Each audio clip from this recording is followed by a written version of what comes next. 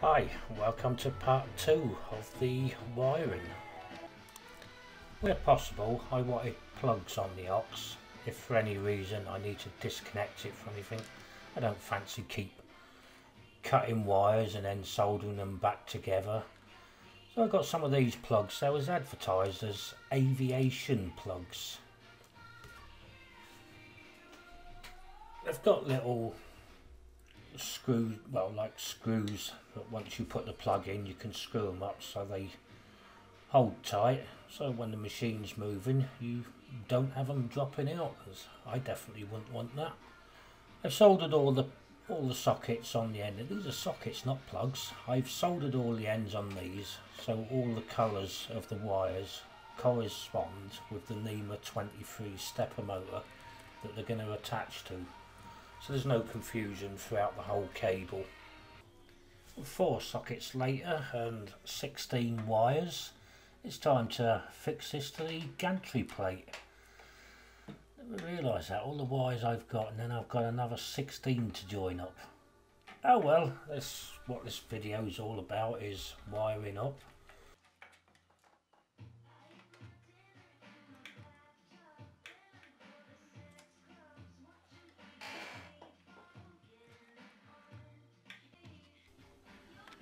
Now I really have got some serious wiring to do.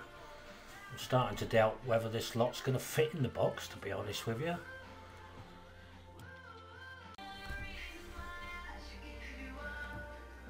Right, now to get this lot all booted in braid down to the box, we'll heat shrink the ends. Heat shrink? What's a heat shrink? Heat shrink. It's been a long day. Heat shrink the ends to stop them fraying even more.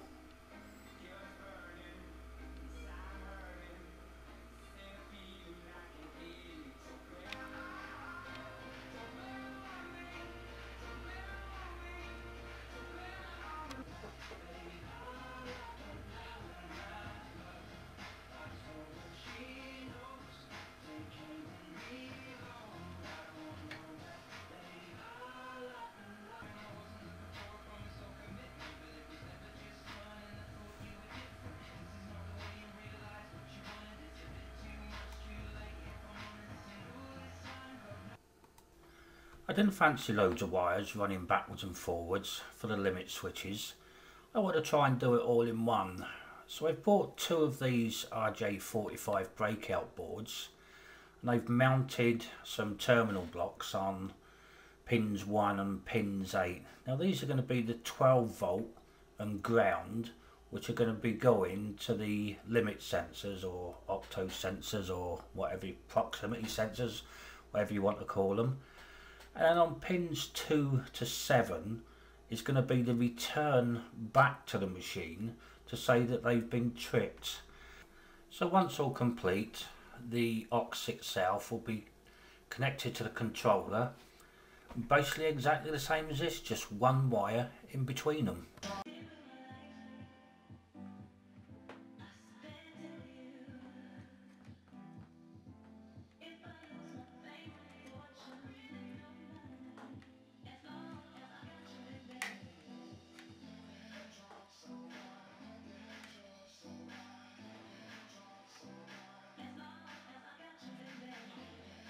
And this was the final product, all nice and tidily. Got to try and fit that lot into the plastic box now, but it went in absolutely fine, and joining up the steppers was as straightforward as just some terminal blocks and matching the colours that I'd already soldered. Remember the ribbon cable from part 1?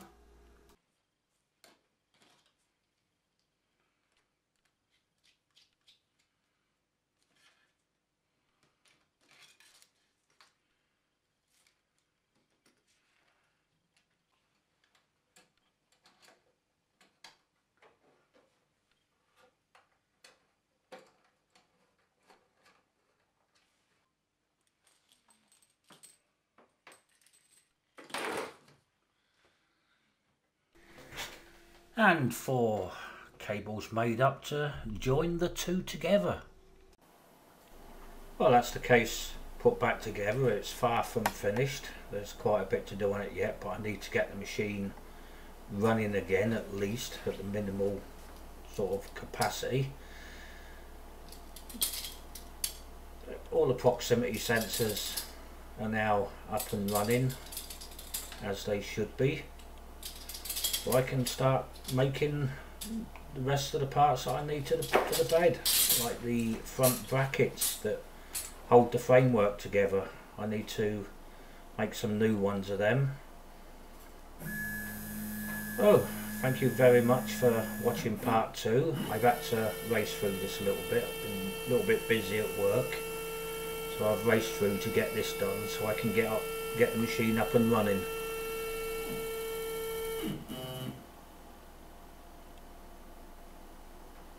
And there we have it, all working fine. I'll see you on my next video.